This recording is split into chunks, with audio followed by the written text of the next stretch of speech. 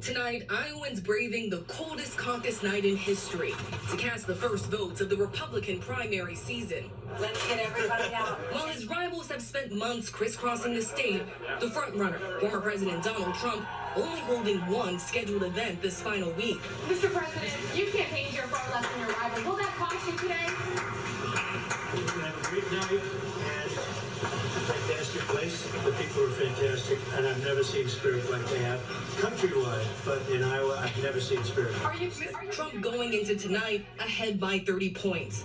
The big question, will his supporters show up in sub-zero temperatures?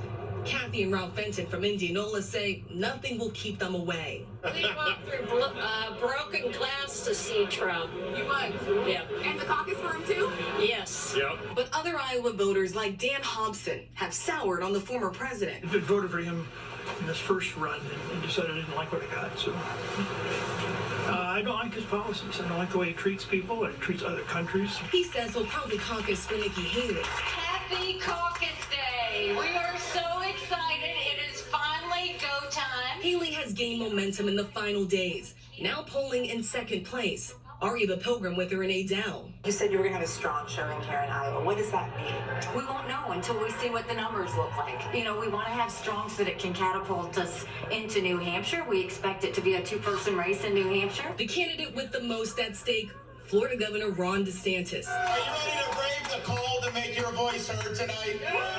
DeSantis staking his entire campaign on Iowa, holding more events here than Haley and Trump combined. We went out to earn your vote. I went to all 99 counties. We answered questions. We showed up to debates. One thing he didn't do, aggressively take on the frontrunner. DeSantis conceding Trump's indictments helped the former president.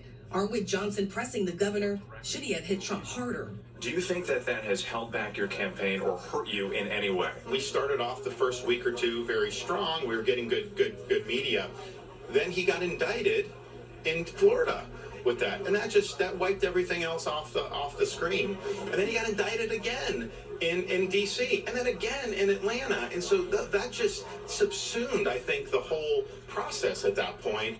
The closing arguments in Iowa. Let's get right to Rachel Scott. She's live in Des Moines tonight. Rachel, obviously a big test tonight for Ron DeSantis, who stakes so much of his campaign on Iowa. Of course, a big test as well for Nikki Haley. She's within single digits, we mentioned, of Donald Trump in New Hampshire, but obviously she's got to perform in Iowa first. And then there's Donald Trump going in nearly 30 points ahead. It's really his to lose tonight. Yes, David, and Donald Trump lost this state back in 2016. Back then, he had virtually no operation here on the ground. This time, a totally different story. The Trump campaign has built out a robust operation, the former president even making personal phone calls to supporters today. Tonight, the former president hoping for a decisive victory to send a message to his rivals that this is his nomination for the taking, David. Rachel Scott.